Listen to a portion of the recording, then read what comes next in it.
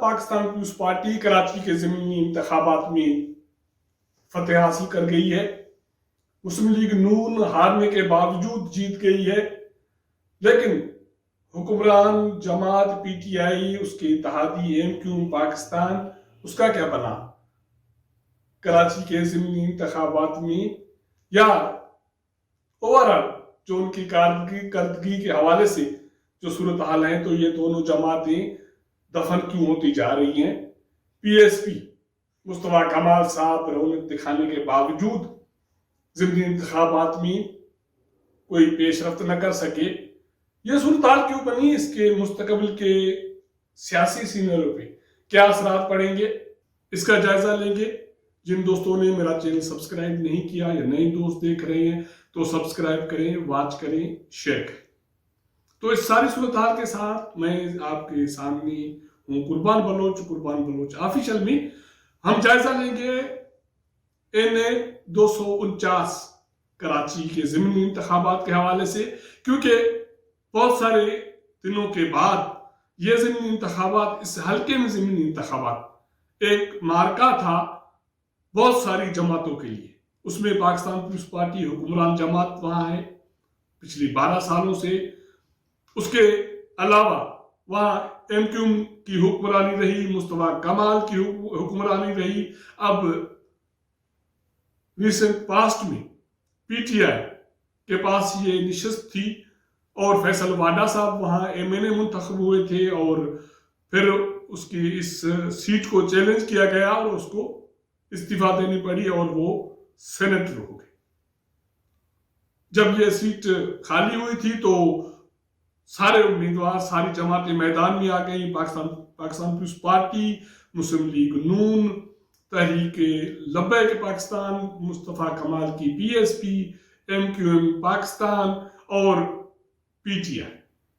ضمنی انتخابات ہوئے تو انتخابات سموتھ ہوئے، ٹرن اوور بہت کم رہا، شام تک بہت ساری چیزیں سموتھ چل رہی تھی اور انتخابات آنے کا عمل بھی شروع ہو گیا، لیکن پھر اچانک بریک لگ گئی اور اس کے بعد افواہوں نے گردش کرنا شروع کیا، اور مسلم لیگ نون اور باقی جو جماعتیں، انہوں نے یہ الزام لگایا کہ وہاں بھی دھند پڑنا شروع ہو گئی، کیونکہ جو غیر حتمی نتائج آ رہے تھے شروع میں، یا تو جماعتوں نے جان بوجھ کے یہ عمل کیا یا واقعی کچھ وہاں گڑبڑ ہوئی۔ یہ تو اب الیکشن کمیشن کی ذمہ داری ہے کہ اس کی تحقیقات کرے اور اس چیز کو واضح کرے کہ اچانک اتنا کم ٹرن اوور ہونے کے باوجود گنتی میں اتنا ٹائم کیوں لگا، 8 سے 10 گھنٹے لگنا۔ ایک یہ الیکشن کمیشن کے حوالے سے بڑا سوال ہے کہ اگر ایک حلقے کے انتخابات میں یہ صورتحال پیدا ہو سکتی ہے، اتنی لیٹ ہو سکتی ہے، گنتی میں اتنے مسائل ہو سکتے ہیں، تو عام انتخابات میں کیا صورتحال پیدا ہوگی؟ اب آتے ہیں سیاسی جماعتوں کے حوالے سے، تو اس حلقے میں پاکستان پیپلز پارٹی سندھ میں 12 سال سے حکمرانی کر رہی ہے، لیکن اس کے باوجود اس نے سر دھڑ کی بازی لگائی اور یہ حلقہ جیت لیا۔ دعویٰ تو مسلم لیگ نون کی نائب صدر مریم نواز کا یہ ہے کہ یہ حلقہ مسلم لیگ نون کے مفتاح اسماعیل صاحب جیت چکے ہیں اور ہم اس کو کسی کو ہضم کرنے نہیں دیں گے، لیکن پاکستان پیپلز پارٹی کہتی ہے کہ وہ یہ حلقہ جیت چکی، اور اب جو ڈفرنس ہے ووٹوں کا وہ پھر سے 6 سے 700 ووٹوں کا ہے، کیونکہ فیصل واڈا کے مقابلے میاں شہباز شریف اور واڈا کے درمیان بھی جو ووٹوں کا تناسب تھا یا ڈفرنس تھا وہ 600-700 سے زیادہ نہیں تھا۔ میرے خیال میں ایک میری اپنی ذاتی جو اسیسمنٹ ہے، پاکستان پیپلز پارٹی حکمران جماعت ہے، وہ وہاں کام بھی کر رہی ہے، اس کی حکمرانی ہے، اس کی جیت کوئی میرے خیال میں کوئی بڑی چیز نہیں ہے، لیکن اس کے باوجود کراچی جیسے میٹروپولیٹن سٹی میں پاکستان پیپلز پارٹی کی طرف سے یہ فتح حاصل کرنا ایک جماعت کی بڑی کامیابی ضرور ہے، لیکن اس کے پیرالل دوسرا سوال یہ ہے کہ آفریدی پی ٹی آئی کا امیدوار، اس کے پیچھے وفاقی حکومت، سندھ میں گورنر اور باقی جماعت، اپوزیشن لیڈر ہے اسمبلی میں، سندھ اسمبلی میں، وہ اس کی پشت پناہی حاصل ہے. پاکستان پیپلز پارٹی مندوخیل اس کے امیدوار کے پیچھے صوبائی حکومت ہے، لیکن اس کے باوجود مفتاح اسماعیل دوسرے نمبر پہ کیسے رہے؟ کیونکہ وہ 600-700 ووٹوں کے ڈفرنس سے ہارے ہیں پاکستان پیپلز پارٹی کے امیدوار سے، اور مسلم لیگ نے اس جو نتائج ہیں اس کو چیلنج کیا ہے اور ریکاؤنٹنگ کی درخواست دی ہے اور فرانسک آڈٹ کی درخواست دی ہے. تو اس کا جائزہ لینا ضروری ہے کہ کیا میاں نواز شریف کا جو ووٹ کو عزت دو کا بیانیہ ہے وہ مضبوط ہوتا جا رہا ہے.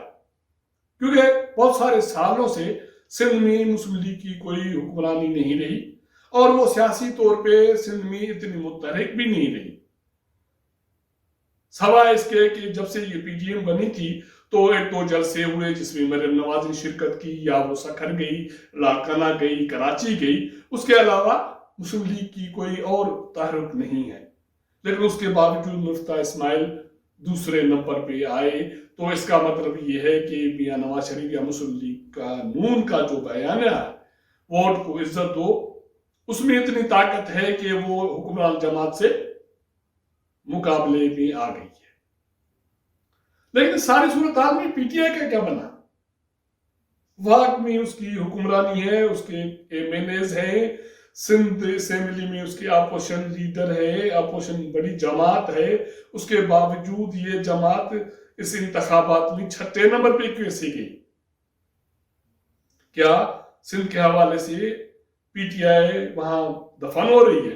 کیونکہ کسی بھی سندھ انتخابات میں پی ٹی آئی نے کہیں بھی وہاں کوئی مارجن سے کوئی ووٹ نہیں لیے.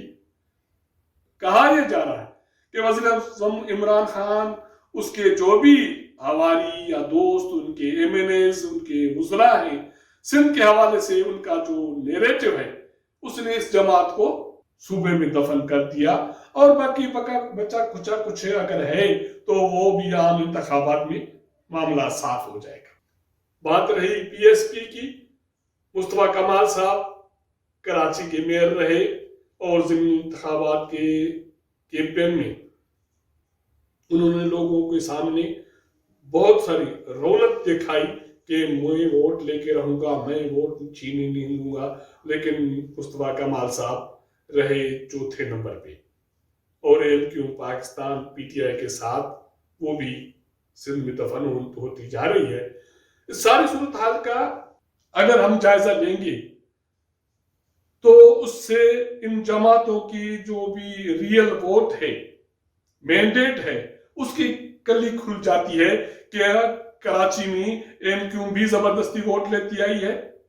یہ الزامات ہیں، اور یہ الزامات اب جو ضمنی انتخابات ہو رہے ہیں یا کچھ بہت قدرے نیوٹرل جو انتخابات ہو رہے ہیں اس میں یہ چیز واضح ہوتی جا رہی ہے.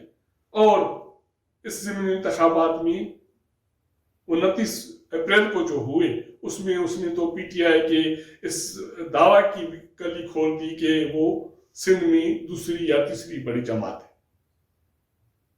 اس کا مطلب ہے کہ جو الزامات لگائے گئے تھے جماعت پہ ووٹ چوری کے یا سلیکٹرز کی طرف سے اس کی آشیرواد سے انتخابات جیتنے کے، تو کیا وہ الزامات درست ہیں؟ اگر درست نہیں ہے تو پھر ووٹ کہاں گیا؟ اس انتخابات کے حوالے سے میں نے شروع میں جیسے کہا کہ اس کے مستقبل کے حوالے سے سیاسی جو صورتحال ہے اس پہ بہت سارے اثرات پڑیں گے، کیونکہ بہت سارے الزامات سامنے آئے ہیں جماعتوں کے ایک دوسرے کی طرف سے. مریم نواز کہتی ہے کہ مسلم لیگ نون جیت گئی تھی اور اس کے ووٹ کو چوری کیا گیا اور ہم یہ کرنے نہیں دیں گے، ہم انتخابات کسی کو ہضم کرنے نہیں دیں گے. مریم نواز کو کسی نے بتایا کہ مسلم لیگ نون جیت رہی تھی اور اس کا ووٹ چوری ہوا؟ اب یہ الزامات الیکشن کمیشن کے پاس پہنچے ہیں، الیکشن کمیشن کو اس کا جائزہ بھی لینا ہے. لیکن بات یہ ہے کہ ایک اسیسمنٹ جو آ رہی ہے وہ یہ آ رہی ہے کہ سیاسی جماعتوں کو انتخابات لڑنا چاہیے، ایک دوسرے کا مقابلہ کرنا چاہیے، لیکن جمہوریت اور ووٹ کے ساتھ نہیں لڑنا چاہیے. ووٹ کے لیے تو لڑنا چاہیے، جمہوریت کے لیے بھی لڑنا چاہیے. یہ مسلم لیگ کے لیے بھی اچھا شگون ہوگا، پاکستان پیپلز پارٹی کے لیے بھی اچھا شگون ہوگا، باقی جماعتوں کے لیے بھی اچھا شگون ہوگا کہ جمہوریت کے لیے ووٹ کے لیے لڑیں، اس کے تقدس کے لیے لڑیں، اس کو تحفظ بھی فراہم کریں، لیکن اس سے نہ لڑیں جس کا نقصان سارے پروسیس کو، سارے عمل کو۔ تو اس انتخابات جیتنے کے بعد پاکستان پیپلز پارٹی پر معجزے سے جیتنے کے الزامات کیوں لگائے جا رہے ہیں، کیوں لگ رہے ہیں؟ اور یہ بھی الزام لگ رہے ہیں کہ نیا گھوڑا تیار ہو رہا ہے۔ یہ الزامات ابھی سے نہیں، یہ پی ٹی ایم ٹوٹنے کے بعد سے یہ الزامات منظر پہ آئے ہیں۔ اور دوسری بات یہ ہے کہ کراچی میں پی ٹی آئی کا ووٹ گیا کہاں؟ کیا تحریک لبیک پاکستان میں پی ٹی آئی کا ووٹ لے اڑا؟ اگر ایسی صورتحال نہیں ہے تو تحریک لبیک پاکستان کے امیدوار کا الیکشن میں تیسرے نمبر پہ آنا شیخ رشید کے حوالے سے اس کی کریڈیبلٹی، ریاست کی کریڈیبلٹی اور اس کے احکامات کی پہ عمل درآمد کے حوالے سے بڑے سوالات ہیں، اور اس حوالے سے اس نوٹیفکیشن کا جائزہ لینے کی ضرورت ہے۔ کیا تحریک لبیک پاکستان واقعی کالعدم بھی ہوئی ہے؟ اگر نہیں تو کیا مستقبل میں یہ تیسری قوت ہوگی اور کس کی آشیرواد سے ہوگی؟ اس کا انتظار کرنا پڑے گا۔ اگر ہمارا یہ ویلاگ آپ کو پسند آئے تو اپنا فیڈ بیک ہمیں ضرور دیجیے گا۔ آپ کے ساتھ ملاقات کریں گے اگلے پروگرام میں، تب تک اجازت دیجیے گا۔ اللہ حافظ۔